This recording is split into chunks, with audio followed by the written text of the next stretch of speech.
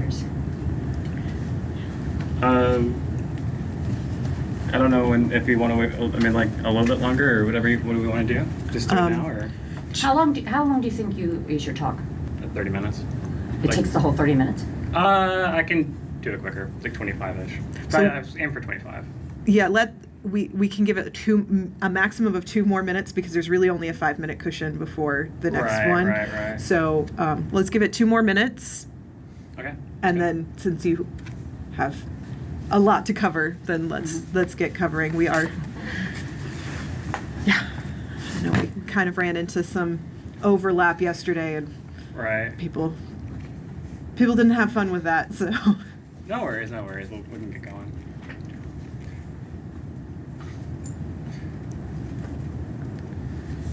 So I didn't.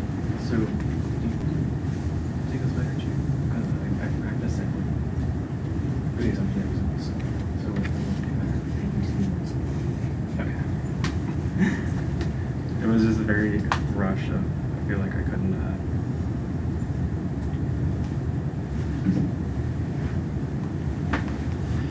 Wasn't a lot to practice, unfortunately.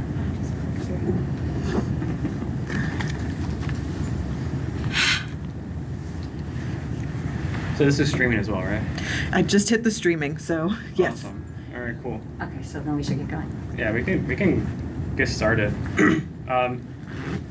It's a little bit awkward when there's 2 people who haven't seen this talk before, pretty much. But hi, welcome.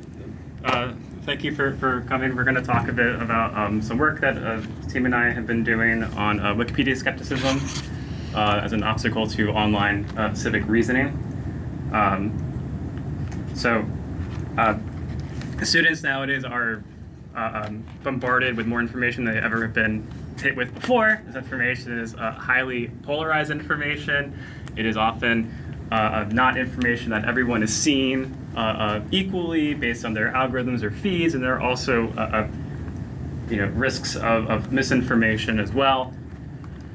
So it's imperative that we equip students with tools necessary to navigate an increasingly complex and messy media landscape, an online media landscape.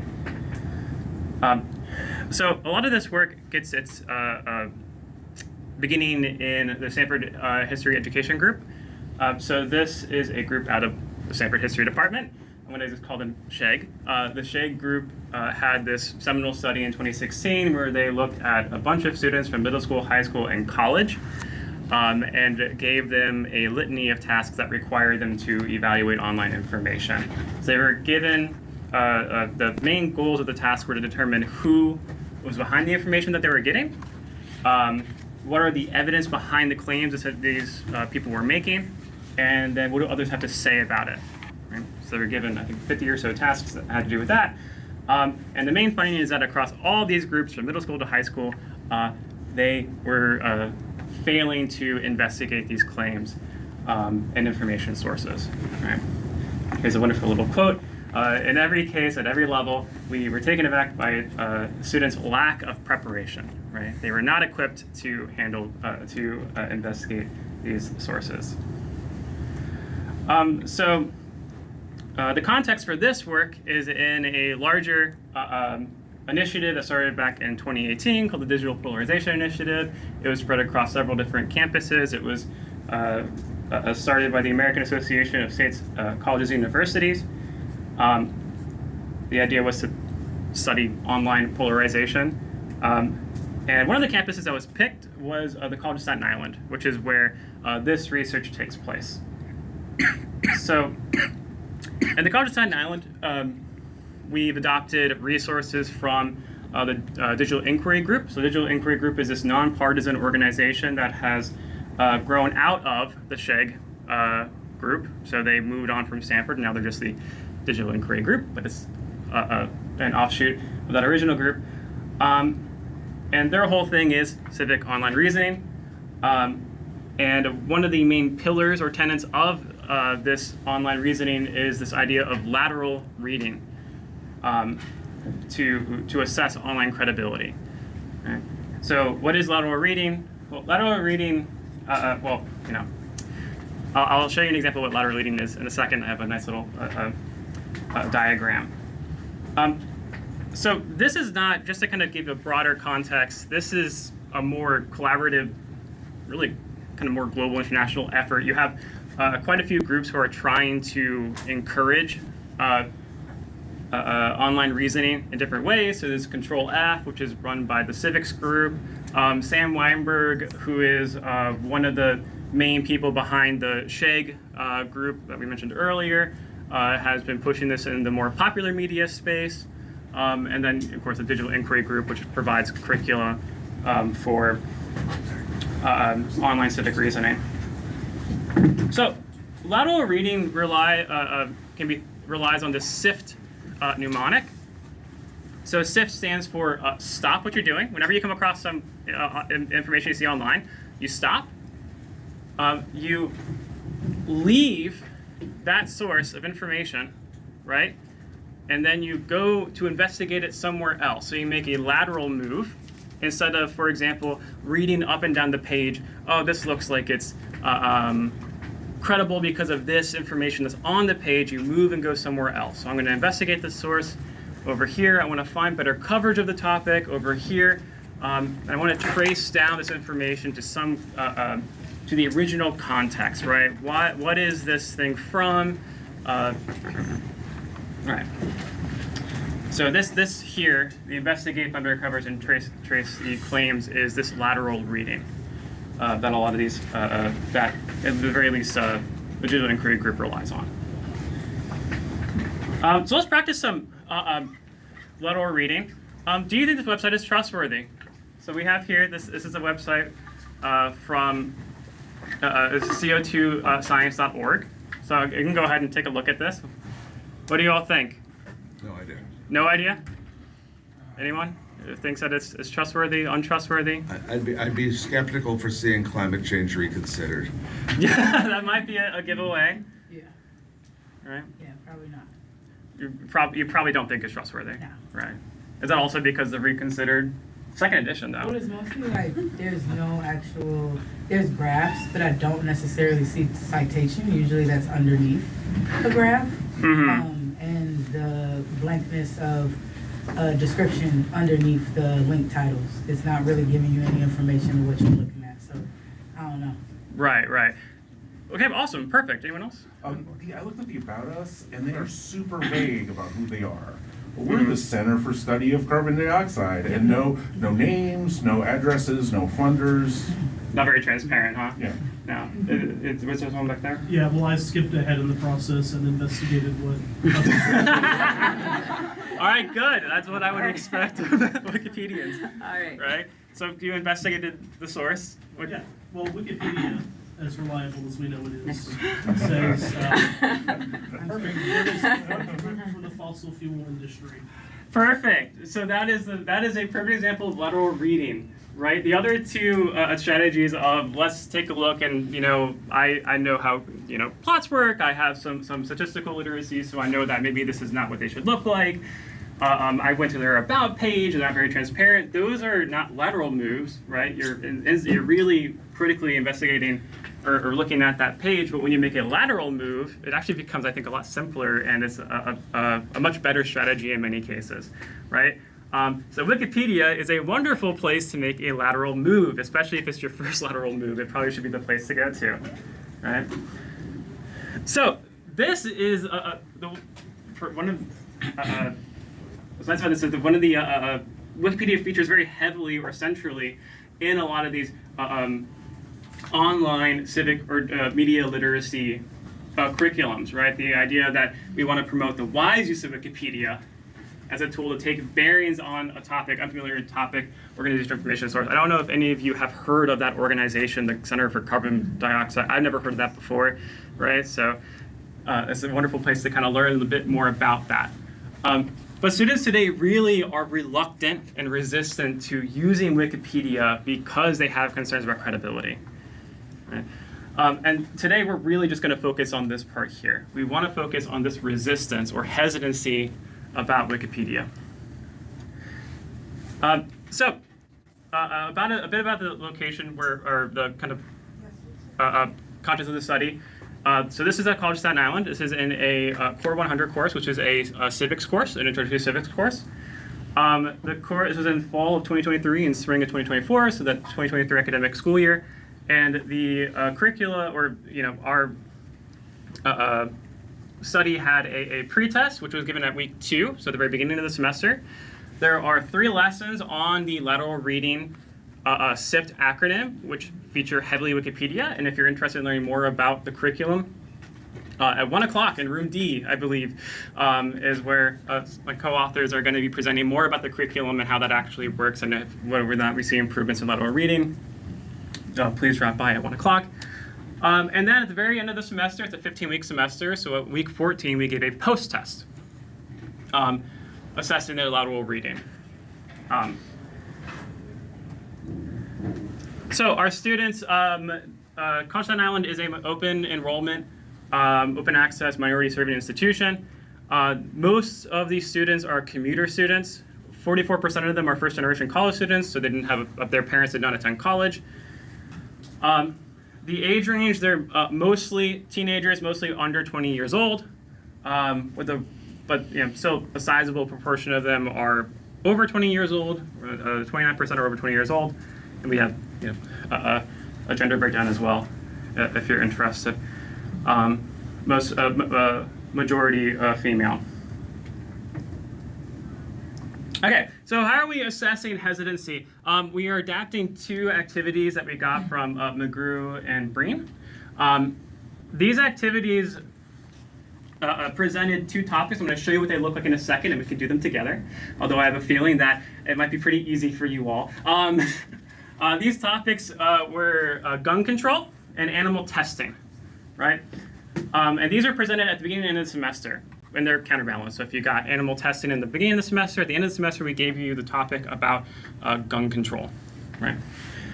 We also wanted to know what they had heard about Wikipedia. What is their perception of Wikipedia's reputation, right? So we let them just write open response what they thought about Wikipedia's reputation at the beginning of the semester. And we wanted to quantify their knowledge, use, and whether or not they were willing to recommend Wikipedia to their classmates, and see if that changed over the semester as well. So we gave them some scales. I'll show those a bit later.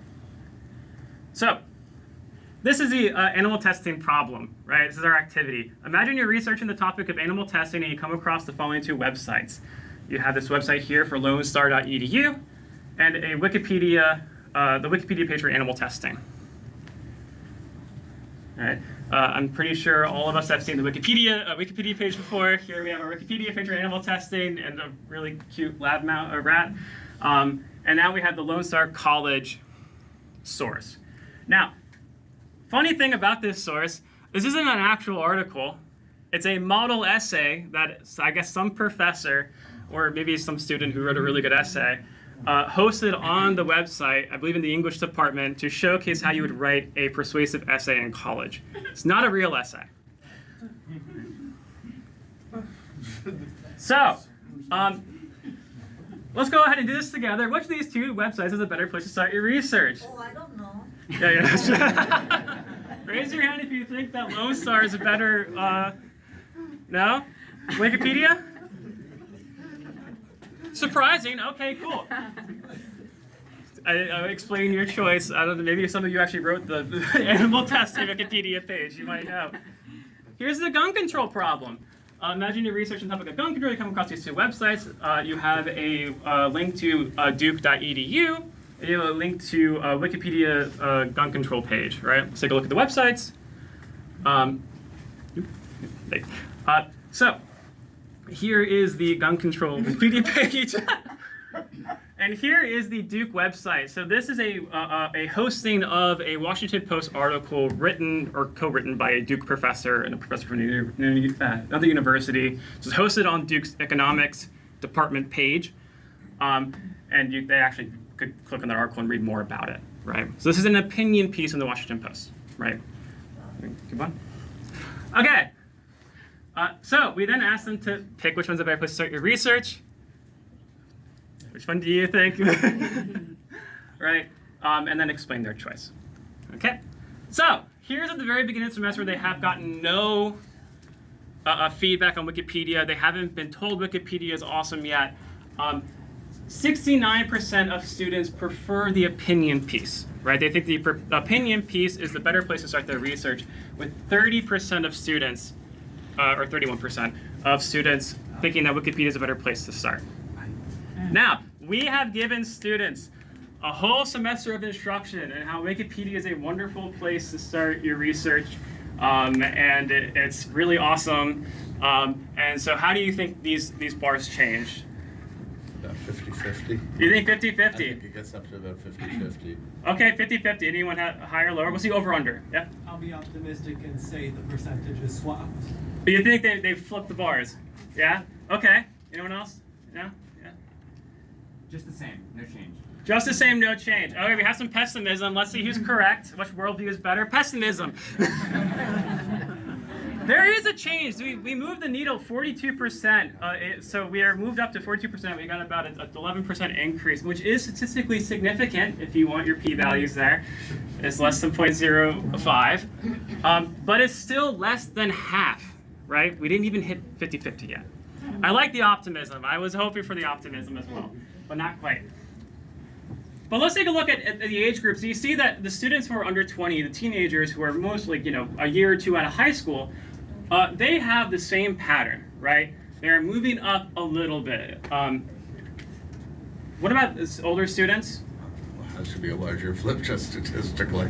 Well, to get something out of it, hopefully we have a larger flip. Let's see. Now we get the flip, right? Now students are the older students are 58%. Are endorsing Wikipedia, so over half. We're starting to see some of these effects that we really, really want to see. So these older students are less resistant to Wikipedia as a tool, right? Okay, so now we asked them to explain their choices. So these are their open responses. We made a nice word cloud.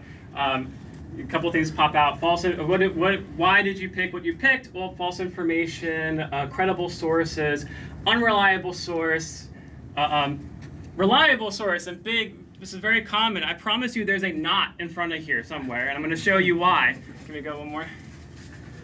I guess a bit later I'll show you exactly why.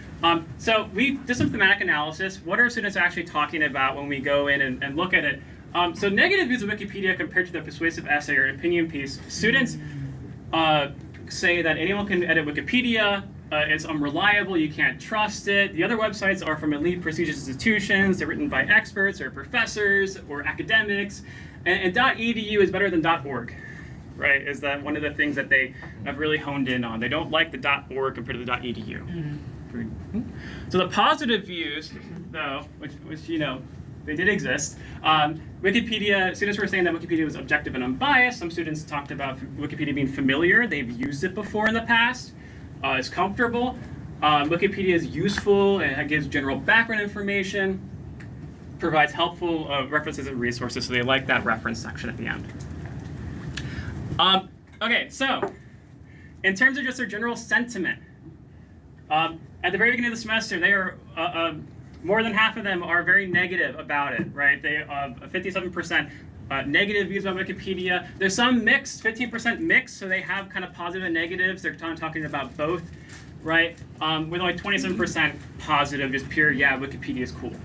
At the end of the semester, we are seeing now that the negative has gone down under half, right? We see an increase in the positive responses, and really this increase in the mixed responses. And what's interesting is that positive still does not reach 50%, right? But this mirrors pretty much exactly, if you want to go one more, mirrors almost exactly the change that we see in their actual endorsements, right? So they're being more positive, but they're still not picking Wikipedia. More? Okay, so what have you heard about Wikipedia's information, reputation? Big old false information right there. Big old promise there's a hidden not there. There's an implied not. Reliable source there. Misleading information, potentially inaccurate, middle school, which we'll get to, edit information, bad reputation, unreliable, spread misinformation. How does this feel? Probably not great. Yeah, I'm seeing some looks. I'm sorry, I don't think this. Let's keep going. And over, again, 57.9% had a negative view or have heard negative things about Wikipedia's reputation. Over half of the students. Only 4.2% heard good things, right? Or just good things, because you have this mixed here where they heard good and bad things, right? Okay, so here's some, I think, pretty nice quotes from the students. I heard Wikipedia reputation is terrible. I was told by almost every teacher, that's where that middle school might come from, not to use Wikipedia as my sources, right?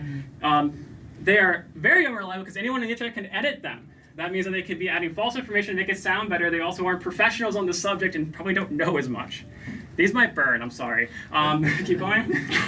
It's not reliable. People can easily access it and change information shown there without even having a fact checker. Anyone can access it and put out misinformation. And I've heard countless times that Wikipedia is an unreliable source of information, should not be used academically. Wikipedia is a free for all that allows anyone to decide to write anything, which is a huge red flag for misinformation. Go ahead. In terms of positive comments, and that was like 57% of comments were that, 4.2% of comments were something positive, like the fact that it provides multiple sources and citations, that it requires experienced contributors, right? So they're recognizing you, right? There's some props that, to modify any content, and all the information is provided with backed up direct links to sources such as books and online information, other online sources. Okay, I'm gonna rush a little bit. I'm sorry, I got like 4 minutes left.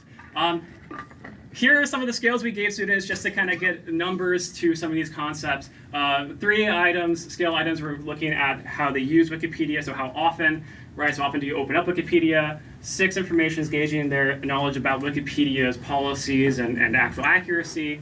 And then 1 item looking at how likely they were to recommend Wikipedia to a peer.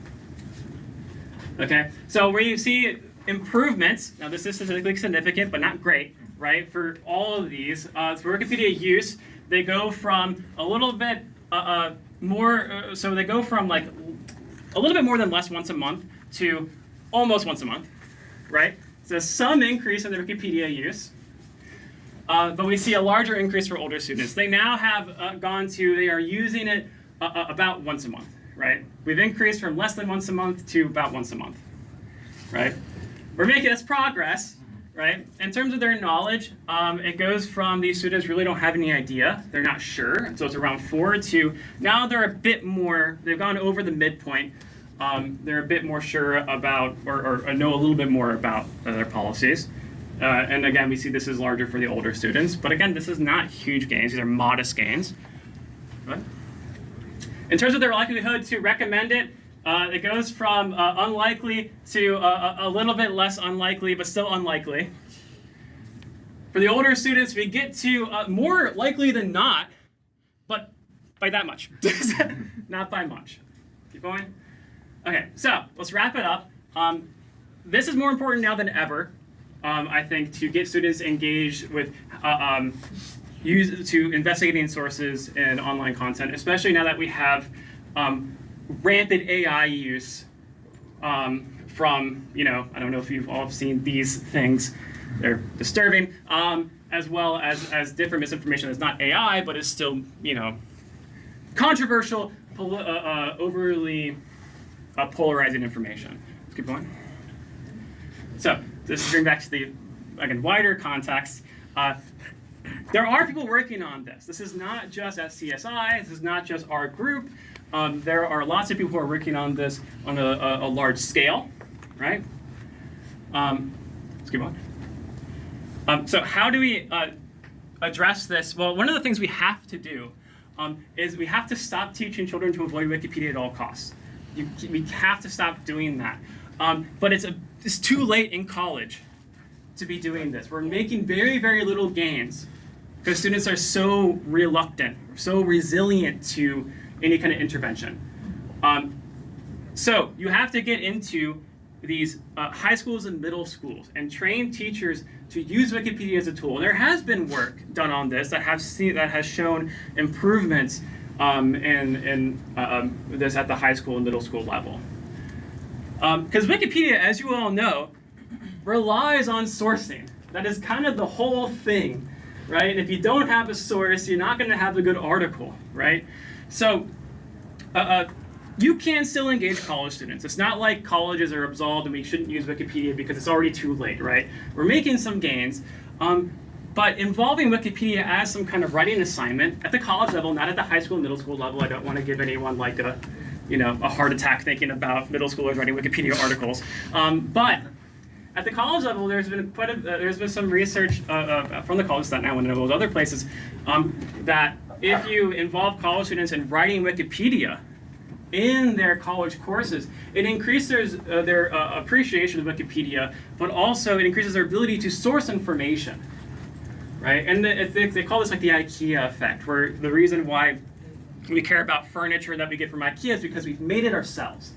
And there's part of it, even if the furniture used to be cheap, it's kind of expensive now. Even if the furniture is kind of cheap, it's still something that we made. So if we're making articles, and since we're making articles, they are more likely to view Wikipedia in a better light, and they're better at sourcing. Keep going. All right, I made it on time. Okay, we have a minute left. All right, thank you so much.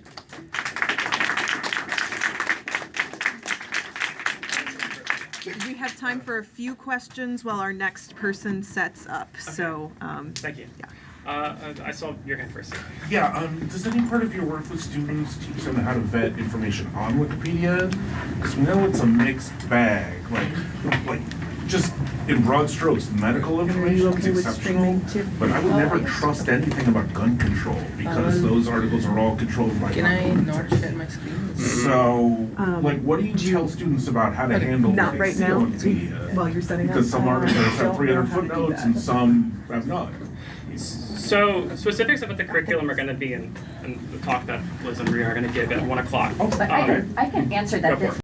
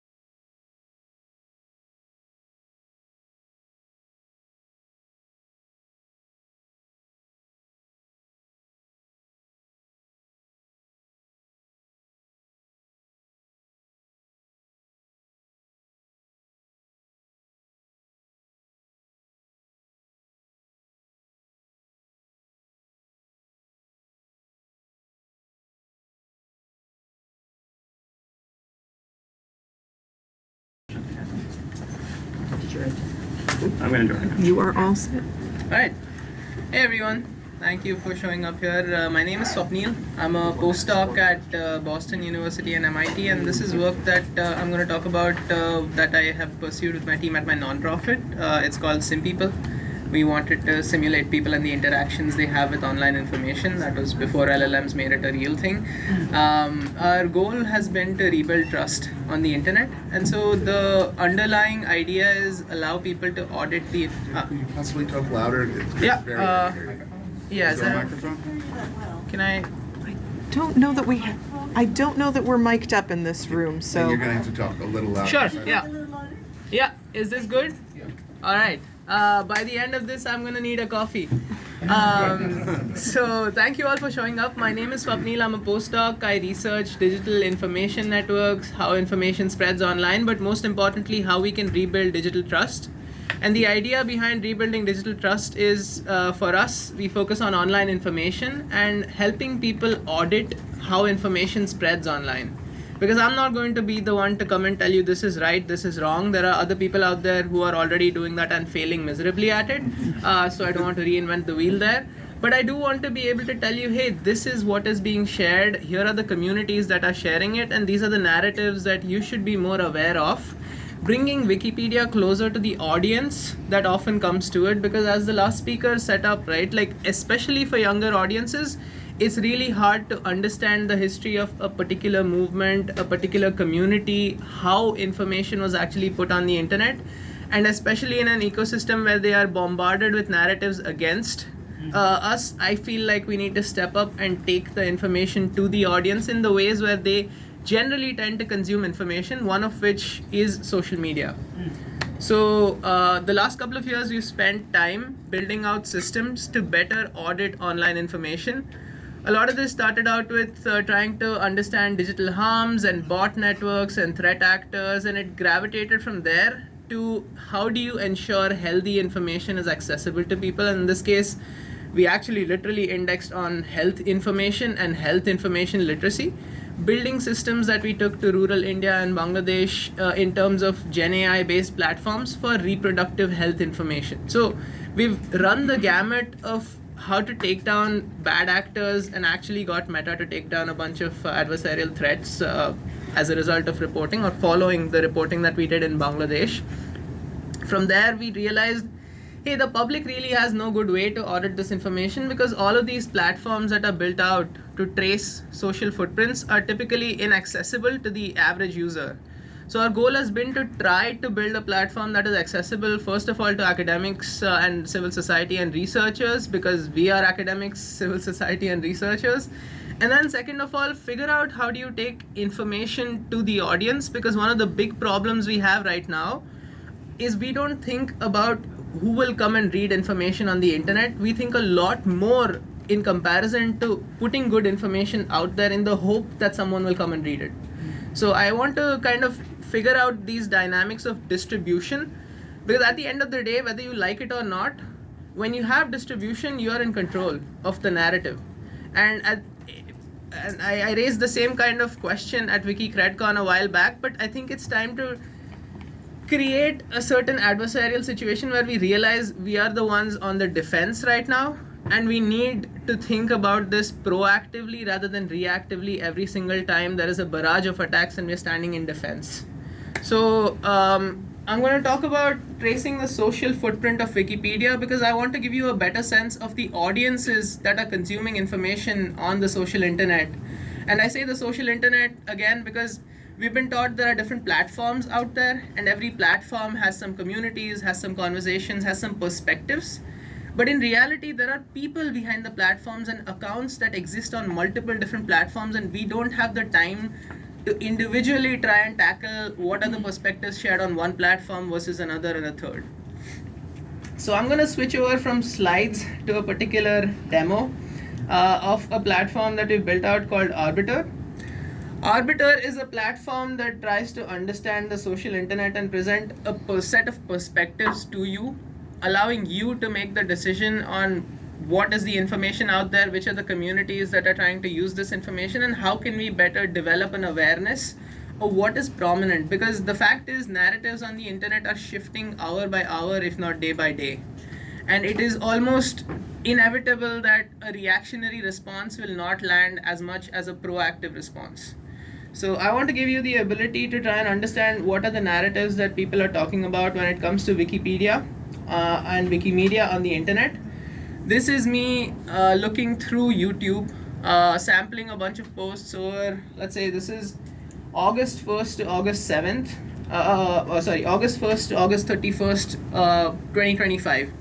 And the reason I'm doing this is I want to understand where was information consumed, who was consuming that information, what was mentioned in the information that was consumed, especially as it pertains to Wikipedia and Wikimedia, and finally, who are the actors that were promoting this information? Because good, bad, ugly, all of the actors out there have some kind of agenda for promoting information, and we would do a better job if we understand why a particular article is being taken and cited and the context in which it is being provided to the audience. Because especially when it comes to misunderstandings, they happen often and they have blowback on the internet. And there's enough anecdotal evidence to show that it's really hard to correct a certain narrative once it's out there and enough people have looked at it. So trying to go through this week by week, I'm going to give you a lay of the land, and then I'm going to use 2 case studies to show you how this extends even beyond Wikipedia, but in contexts where people have cited Wikipedia articles. So to start off with, we try to do sentiment analysis, but I think sentiment analysis is garbage. And here is why, right? When you and I talk about something in any conversation, forget the internet, even offline, right? We tend to mention multiple different ideas, multiple different topics, multiple different people, events, and things like that, and we call those entities. When you consider the sentiment of a post, you are missing the fact that you have mentioned several entities in that post, and your sentiment could have been with respect to any or none of those entities.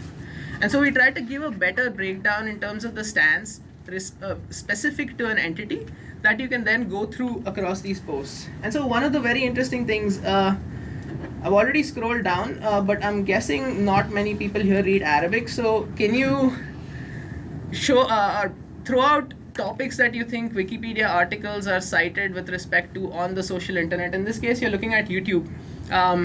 What do you think people cite Wikipedia for on YouTube? And this is specific to August, but I'm going to say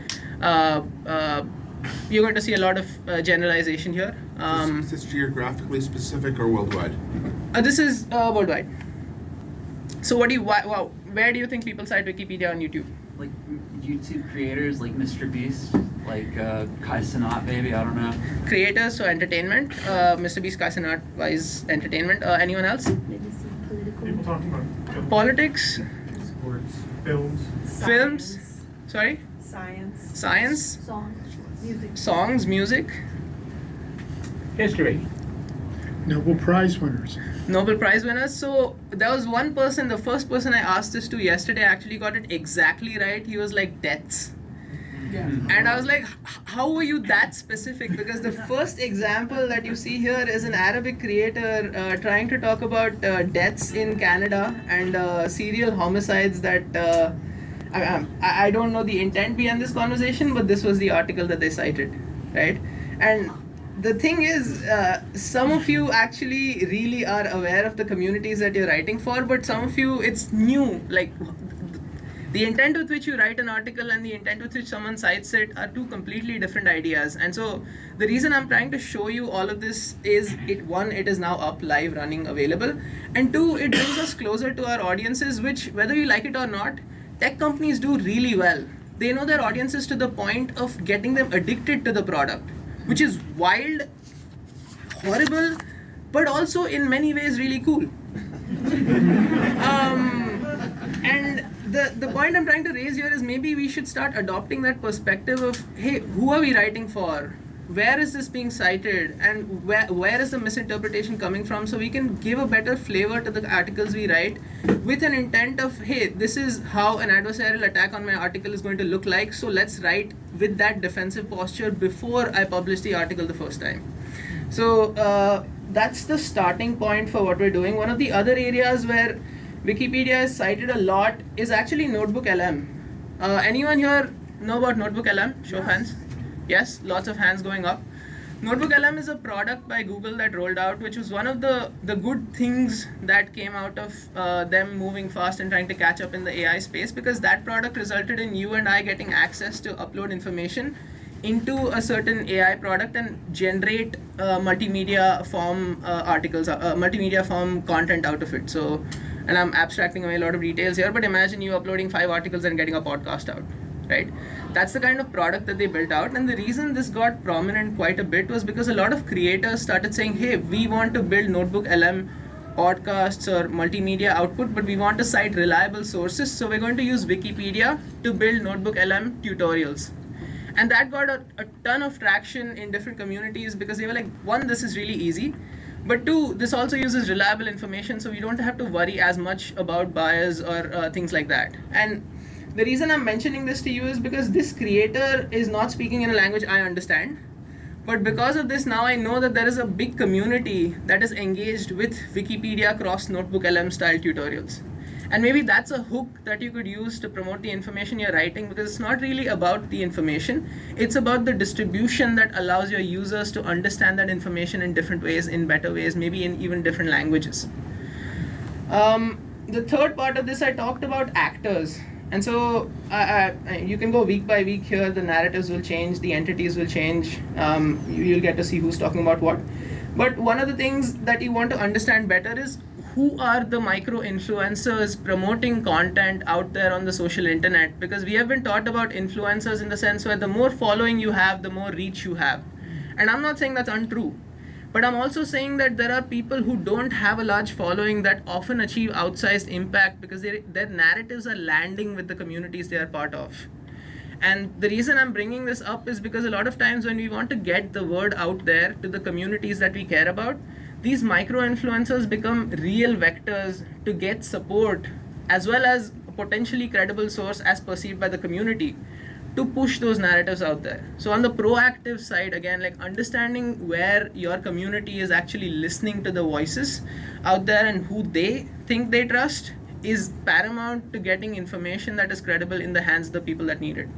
So again, I'm going to talk about distribution.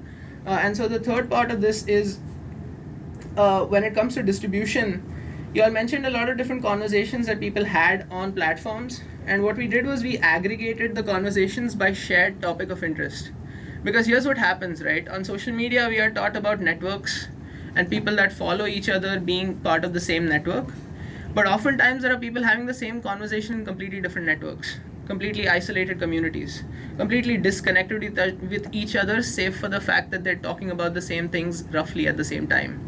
So we wanted to figure out ways in which to assimilate that discourse just to understand all of the perspectives that are coming in from different communities for a particular topic of interest. And that's where this network graph finds this high-level topic and then the sub-themes for conversations, such that you can then, for each of these sub-themes, expand out the creators and the posts. So in gray, you see the creators, in blue, you see the posts that are creating conversations about let's say in this case, picture of the day was about food. This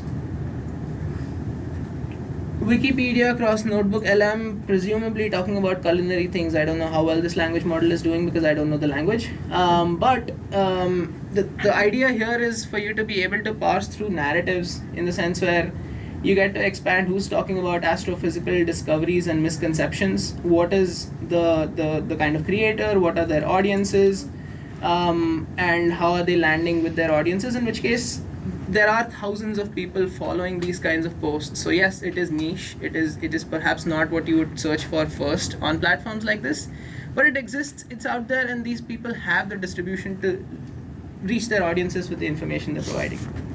The last part of this, I told you I'll show you two examples, or maybe ask you a question here. So that Wikipedia posts on Twitter in the last month got a bunch of engagement. Can anyone help me understand where this bump might have been? Why this bump might have been? Late August, lots of visibility, lots of conversations. Charlie Kirk, potentially. Anyone else? Why do you think there was a bump in interactions on Twitter with mentions of Wikipedia and Wikimedia late August? Elon Musk. Elon Musk? Getting close. The Congress letter? The Congress letter that led a lot of people to the investigation of bias into the so-called bias into editing of Wikipedia articles that got a lot of press coverage that ultimately resulted in a lot of online conversations around this, right? Now, what I want to help people understand is this didn't happen magically on a single day. This was like a week-wise curve and there was some smoothing here, so it gradually increases, right?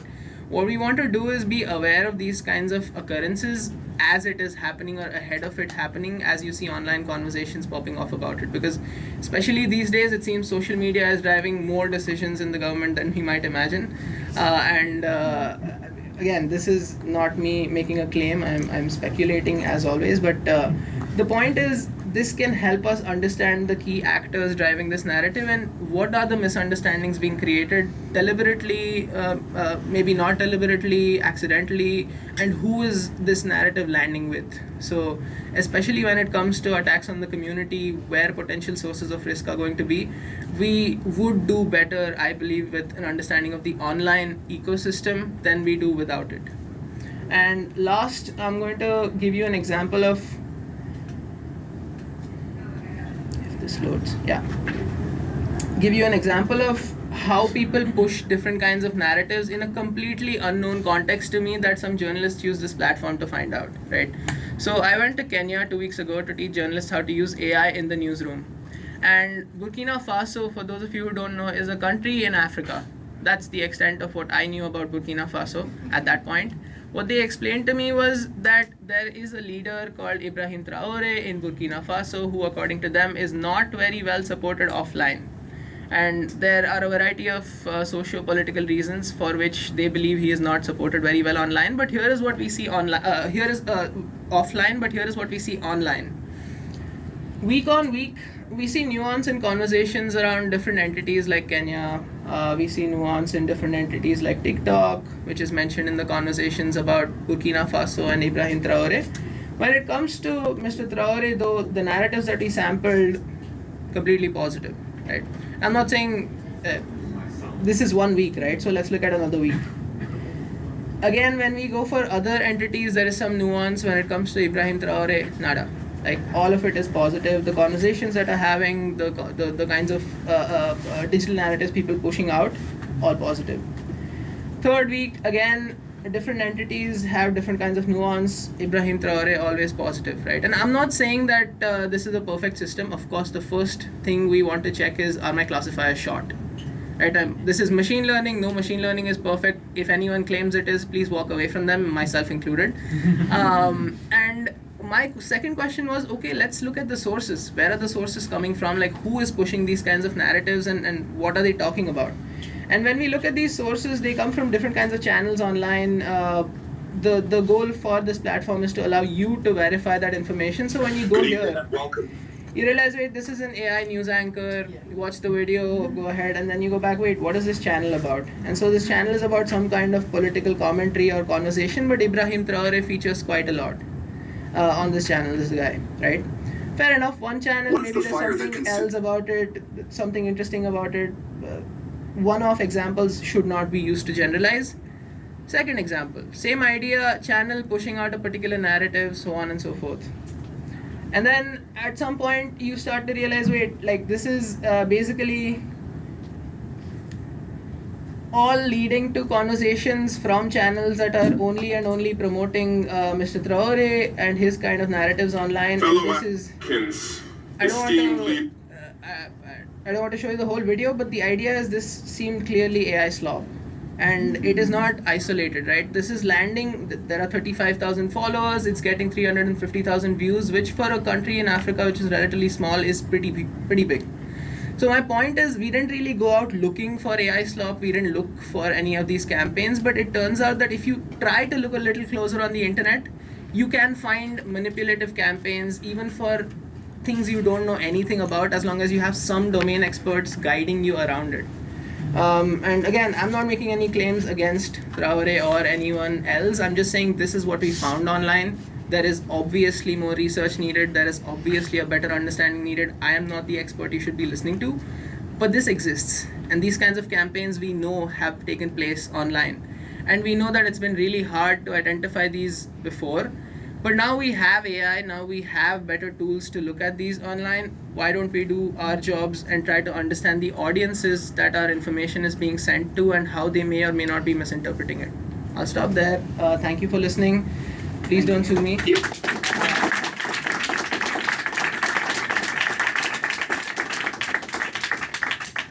And we have time for questions. Cool. There's one here. I have a question about Trello, right? So all the channels explain all the positive notes, but it's surprising that there's no negative notes. So the first thing I questioned was a sampling issue, and so we're increasing the sampling. We match a certain lexicon to a set of posts online, and we sample up to 200 matches per day. So over this month, we've sampled about 60,000 posts, which is not a trivial number of posts to identify what the narratives are that are out there. At the same time, this is specific to a Burkina Faso lexicon. Yeah. Right, so maybe if we switch around the lexicon, we're going to get a different set of matches, and we need to run more research around what is the lexicon that the people of Burkina Faso tend to search for online. One part of how we're doing that is trying to identify Wikipedia articles related to the local issues, gather certain kinds of entities from those articles, and automatically expand the search space to be able to gather more, what we believe might be more representative information at any rate than what you're seeing here.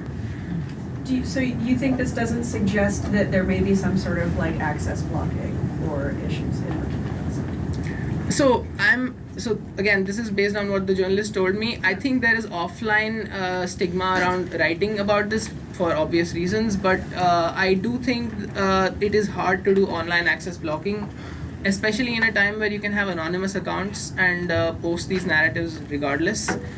I just don't know if people do that. So you may well be right. I just don't want to answer because I'm not the expert who knows. I see one here, and then yeah.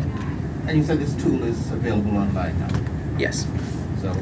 So we're in early beta. We're working with trusted partners who can help us understand this, because the first thing I want to avoid is misinterpretations. Like, this was a very important question around sampling, right? There are always sampling issues around social media platforms and data access, and you want to start by working with people who understand those issues and will accordingly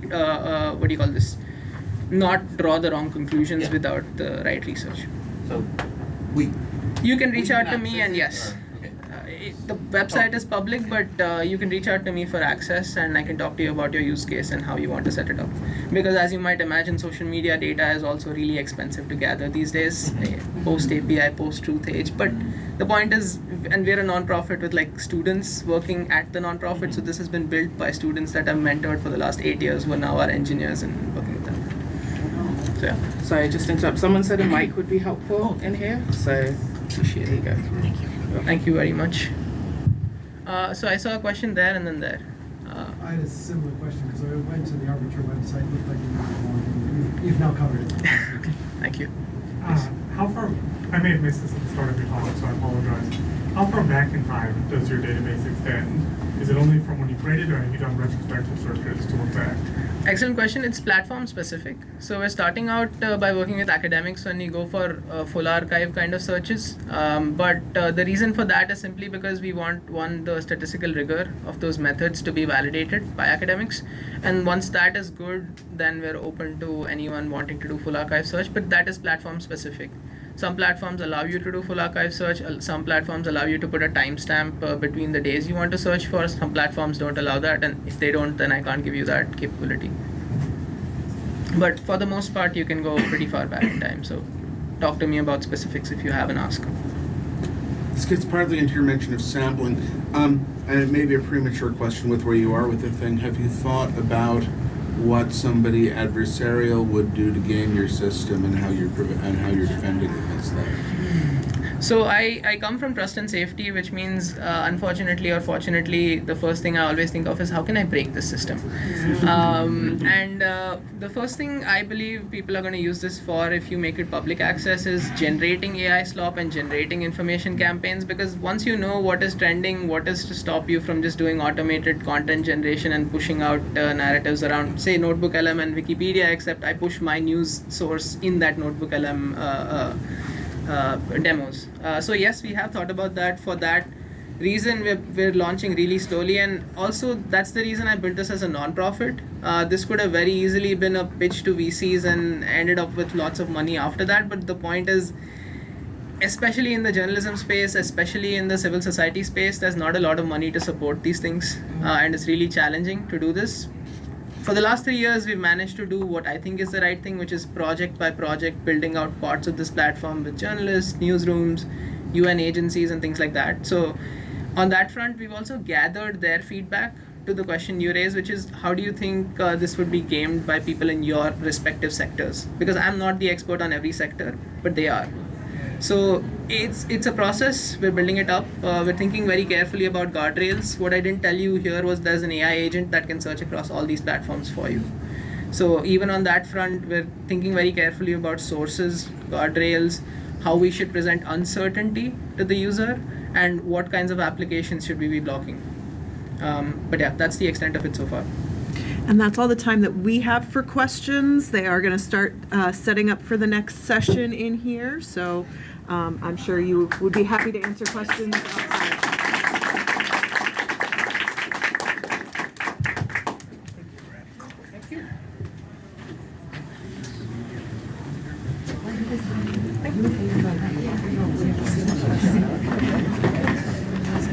My jacket.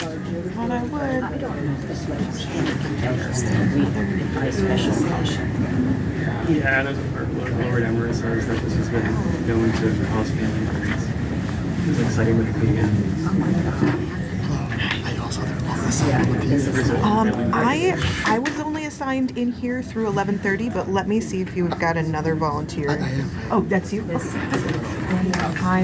Do you know how to everything? You don't really need to do anything here, but here are your warning cards. So,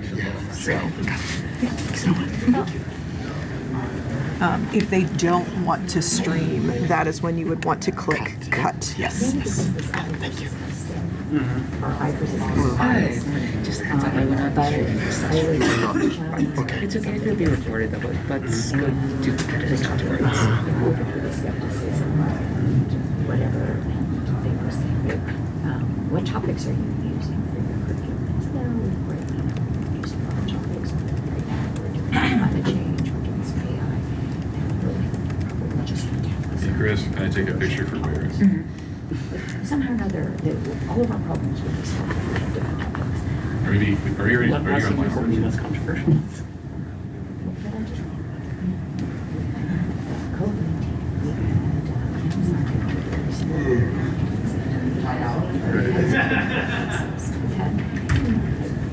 It doesn't this work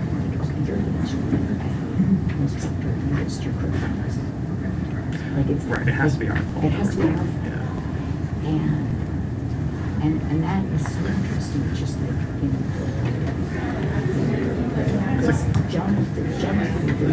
Yeah, exactly. You know, and I understand that, everybody gets involved in it. Right. Because every human looks at people. But this is not our problem. This is a problem. Yeah. Much larger than us. Just like, you know. Yeah, and I mean, that was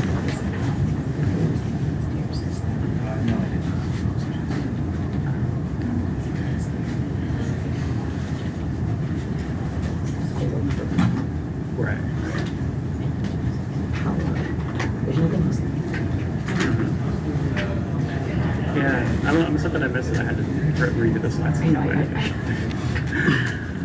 There is some good, there is some good stuff. There's been some amazing conversations. I liked my time here yesterday. Oh, I'm glad you're Texas. Oh yeah, sorry. That's what they said they want. Streaming, yeah, but when you end the recording, then it would be recorded. Yeah, but not recording. Just not recording right now, right? So they don't want this to be recorded. Oh, they don't want it to be recorded? Yeah. Then I would just not even stream then. It was really good. Because the only way that we could not record is not stream. Is that? Well, so it's on YouTube, right? Right. It automatically becomes a recording that lives. Well, there was So the only way to cut it out is if we go back it wasn't really and go look at it and edit out what we don't want in it and then re-upload it again. Okay. So Maybe it's just easier. the easiest way is just to not stream the session.